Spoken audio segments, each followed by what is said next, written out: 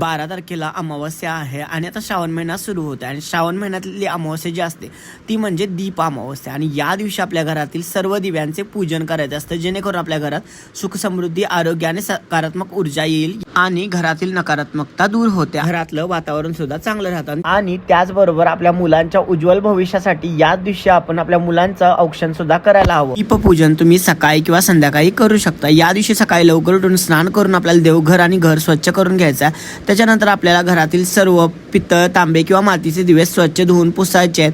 दिव्यांना हळद, कुंकू, अक्षता आणि फुलं अर्पण करायचे आहेत. देवासमोर रांगोळी काढायची आहे आणि दिवे सुंदर रीतीने मांडायचे. दिवे तुम्हाला तूप किंवा शुद्ध तेलाचे करायचे आहेत. या दिवशी तुम्हाला गणपती बाप्पा, श्री विष्णू, भगवान शिव आणि महालक्ष्मी यांचं स्मरण करून दिवे प्रज्वलित करायचे आहेत. शक्य असल्यास पूर्णाचे किंवा कणकेचे दिवे करून नैवेद्य दाखवायचे. या दिवशी मंत्र कोणता म्हणावा लागतो हे तुम्हाला पुढच्या व्हिडिओमध्ये शेअर करेन. आणि तुम्ही कधी दीपपूजन केलंय का नक्कीच कमेंट करून सांगायला विसरू नका. श्री स्वामी समर्थ.